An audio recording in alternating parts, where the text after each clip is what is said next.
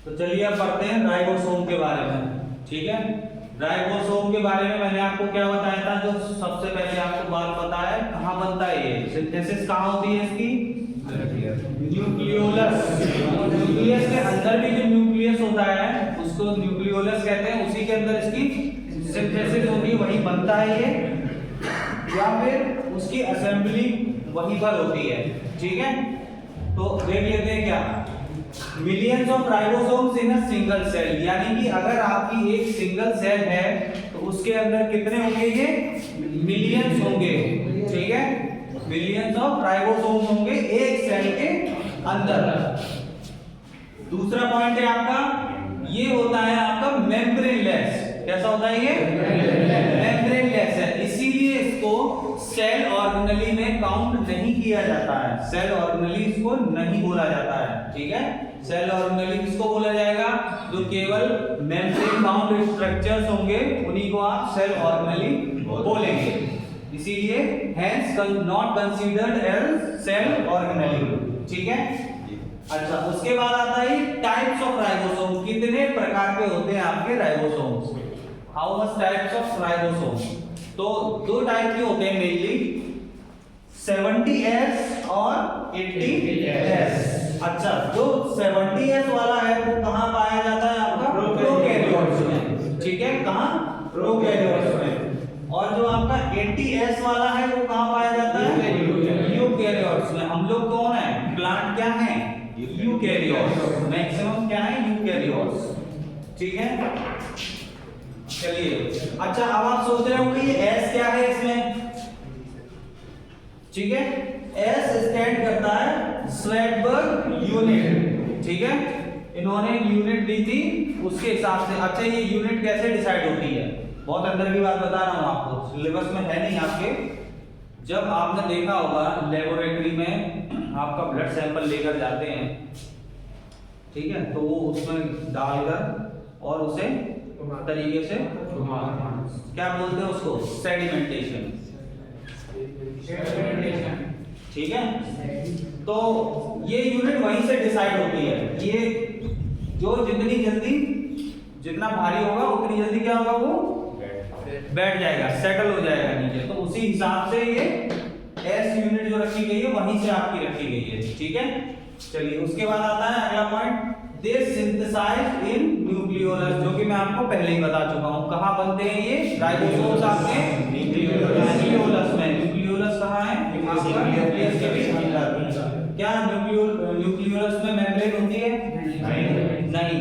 ठीक है, composition and structure पढ़ते हैं, किस चीज का बना होता है। ठीक है, ये मेनली बना होता है प्रोटीन का और आरएनए। यहाँ पर आर क्या है, राइबोसोम, राइबोसोमल। ठीक है, राइबोसोमल आरएनए, इन दोनों का मिलकर बना होता है, सेम प्रोपोर्शन होता है दोनों का। ठीक है, जितनी प्रोटीन रहेगी उतना ही आपका आरएनए रहेगा। ठीक है, अच्छा जो पैंक्रियाटिक सेल्स होती हैं वहां पे आपके राइबोसोम्स क्या होते हैं, ज्यादा पाए जाते हैं। ठीक है, क्योंकि वहां क्या होती है, ज्यादा टाइप के आपके डाइजेस्टिव एंजाइम्स होते हैं, और enzymes is made up of protein. Each and every enzyme is made up of protein, but all protein are not enzymes. आगे बात समझ में, कहने का मतलब ये है कि जितनी भी आपके एंजाइम्स होते हैं वो आपके प्रोटीन के बने होते हैं, लेकिन हर प्रोटीन एंजाइम हो ऐसा नहीं होता। ठीक है, ये आप आगे चल के भी पढ़ेंगे। ठीक है, अच्छा आप फंक्शन देख लेते हैं बेटा इसके। It plays an important role in the synthesis of protein, यानी कि इसका मेन काम क्या है, राइबोसोम का कुछ तो काम होगा, बॉडी में है ये आपके अंदर, सेल के अंदर है, न्यूक्लियस के अंदर है, न्यूक्लियोलस के अंदर बन रहा है। ठीक है, काम क्या है इसका, आपकी बॉडी में डिफरेंट टाइप्स ऑफ प्रोटीन का प्रोडक्शन करता है। क्या बनाता है, प्रोटीन, बताऊंगा कैसे बनाता है। ठीक है, इसीलिए स्ट्रक्चर बनाए हैं। विद द हेल्प ऑफ, किसकी हेल्प से बनाता है, एमआरएनए, आरआरएनए। ठीक है, चलिए अब थोड़ा इसके स्ट्रक्चर को देख लेते हैं। देखो ऐसा होता है, एक होती है लार्जर यूनिट और एक होती है स्मॉलर यूनिट। ऐसा नहीं है राइबोसोम इस तरीके से मैंने बना दिया लो हो गया राइबोसोम, नहीं, ये दो यूनिट में डिवाइडेड रहता है, एक बड़ी होती है एक छोटी होती है। जैसे प्रोकैरियोट का लेते हैं हम तो ये कितना था 70s, यूकैरियोट का लेते हैं तो ये कितना था 80s, ठीक है। अच्छा जरा जोड़ना 50s और 30, 50 और 30 कितने हो गए 80s, और यहाँ कितने लिखे हैं। अच्छा ये जोड़ो 60s और 40s और यहाँ 80s, ऐसा क्यों कोई बताएगा। सर वो बड़े होते हैं इसलिए उनमें ज्यादा होते हैं, और वो छोटे होते हैं इसलिए उनमें कम होते हैं। नहीं 50 इसके हिसाब से 50 2 यूनिट है ना भाई, 50 और 20 होनी चाहिए थी या 40 और 30 होनी चाहिए थी, तभी तो 70 बनेगा। तो यहाँ ये ऐसा क्यों है, बाकी का कहाँ जा रहा है, 10 इसमें से एक्स्ट्रा है और